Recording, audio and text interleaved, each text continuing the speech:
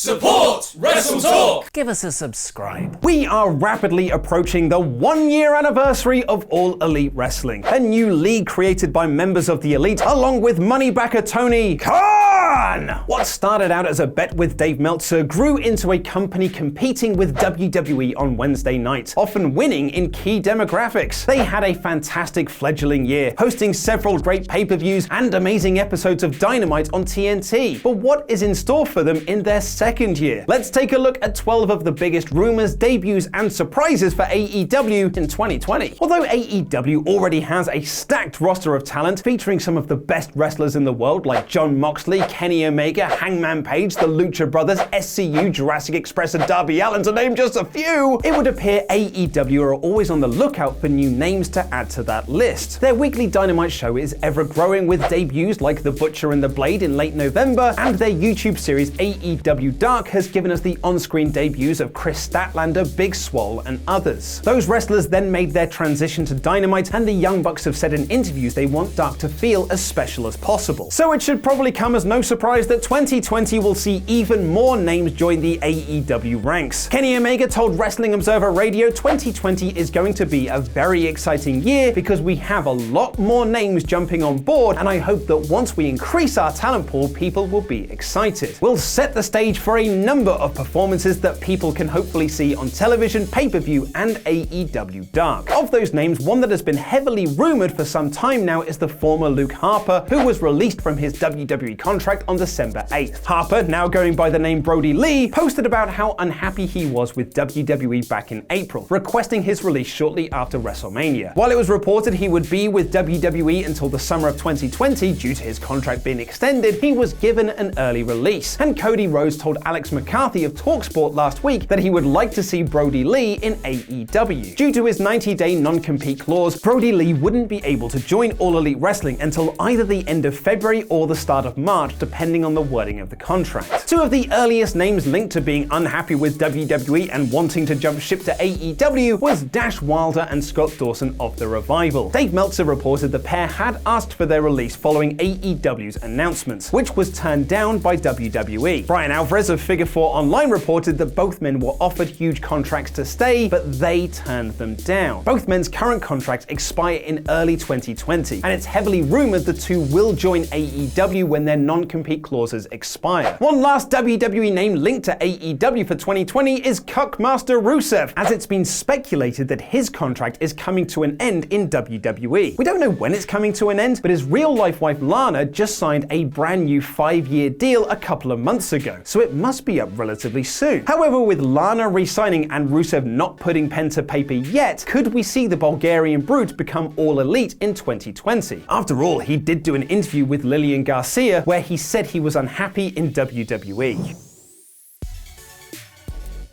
One other name that's been heavily linked to AEW since it started is the villain Marty Scurll. The master of the chicken wing was contracted with Ring of Honor when his former Bullet Club members left to launch All Elite Wrestling, but it was rumored that he would join them when his ROH contract was up in late 2019. However, Rovert reported on Twitter that ROH were offering Marty insane offers to stay. As we now know, he chose not to re-sign with Ring of Honor, debuting for NWA at their Into the Fire pay-per-view. But even with the NWA appearance, setting up a feud with fellow Englishman Nick Aldis, it's still expected that Party Marty will be in AEW in 2020. Cody himself told Alex McCarthy of TalkSport, anything Marty does in the next few weeks or months, I wouldn't look as permanent for him, essentially confirming that Marty will be in AEW in the next year. Someone who was in AEW in 2019, but only for a small cameo, was to Neil Dashwood, the former Emma in WWE. Dashwood was part of the Casino Battle Royale at All Out, thanks to a deal done with Impact Wrestling, who she was signed for until Bound for Glory. Dashwood has now reportedly finished with Impact Wrestling, and Dr. Britt Baker DMD told the press before All Out that she'd like to see Dashwood back in All Elite Wrestling, and she would be very welcome if you ask me personally. One of AEW's biggest missteps in their first year has been their women's division. While they have great talent, they don't have that big name like the men's and tag divisions do, and their creative hasn't given the women of AEW a huge storyline to sink their teeth into. Perhaps someone like Nick Dashwood could give the division that little boost and unlock the unlimited potential there. And one final name that could join All Elite Wrestling in 2020 is Kota Ibushi, the former golden lover of Kenny Omega. Ibushi was featured on a promotional image for AEW in the announcement video for Dynamite, as he was part of All In 2018. And there was a cryptic Ibushi message in Kenny Omega's entrance video on the Halloween edition of Dynamite, something Dave Meltzer speculated on Wrestling Observer Radio wouldn't be done unless Ibushi was coming in for something. Meltzer would backtrack on this statement in the following Wrestling Observer newsletter, but there are rumors of a potential working agreement with New Japan on the horizon, which would be very interesting indeed, considering that NJPW announced a couple of months ago the launch of New Japan of America, which will handle the US tours in between the Japanese ones. Ever since the launch of AEW, there has been the idea that one day there could be a working relationship with New Japan, despite that company being in bed with Ring of Honor in the States, which reportedly is still very strong. So it's interesting that NJPW's Harold Mead recently told Fox Sports Australia that there could be a potential partnership, saying we're very open to working with anyone, we don't exclude anyone, but it does take time to create that trust between companies. And right now, AEW is still in the exploratory phase. They're trying to establish themselves as a brand. What is that brand? They're about 1 year in and we're starting to see what their brand is all about. Then we'll have to see if that brand fits our brand, of course. At this stage, they still have different styles than we do, and that's the only thing. We're looking at what their brand position is and whether it complements ours.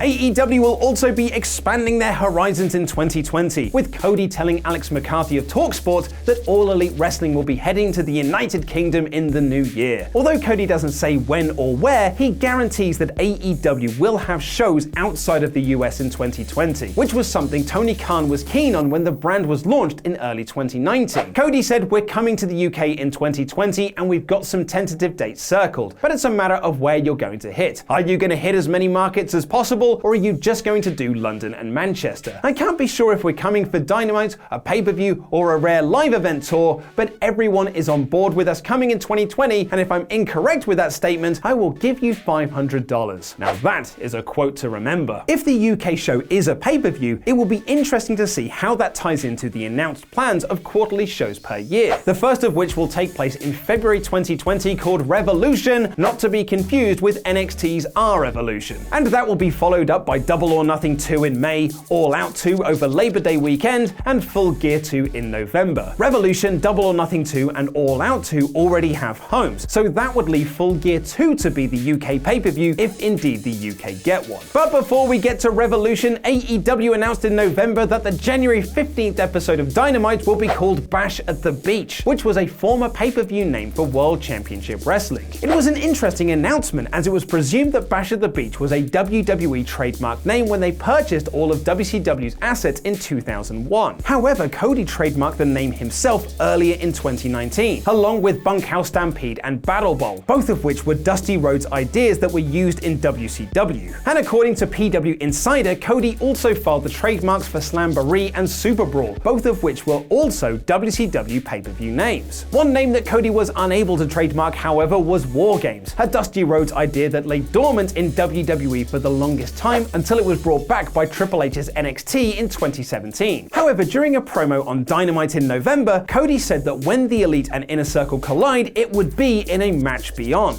The term match beyond was used in the old days of War Games to describe the final section of the match where all the men got in the ring, a term Cody trademarked in November along with AEW Blood and Guts. So it's likely we'll see more WCW names being used in AEW for special episodes of Dynamite, and we'll likely see the Elite clash with Inner Circle in the match beyond. Interestingly, all of this trademarking caught the eye of Vince McMahon and WWE, who reportedly are pondering the idea of suing AEW over the use of Bash at the Beach. While Cody does have the rights to use that name, WWE has a pay-per-view called The Bash, with Fightful reporting that WWE think the names are too similar and it could confuse wrestling fans. Cody seemingly confirmed this news by tweeting that he needed to buy a new suit for court while posting a gift saying "Welcome to Pettyville." He deleted deleted that tweet. But with all of these events and matches going on, won't the AEW win-loss records get a bit confusing and messy? It could even frighten off potential new viewers who haven't seen the previous results. Well, this apparently was thought about, with Nick Jackson of the Young Bucks telling a fan on Twitter that the win-loss records will be reset in AEW. There wasn't a time frame given on when they will be reset, but Double or Nothing 2 is the speculated date, seen as though that would be the end of their first calendar year. So those are 12 rumors, debuts, and surprises for All Elite Wrestling in 2020. Which ones excite you the most? What would you like to see from AEW in the new year? Let us know in the comments down below.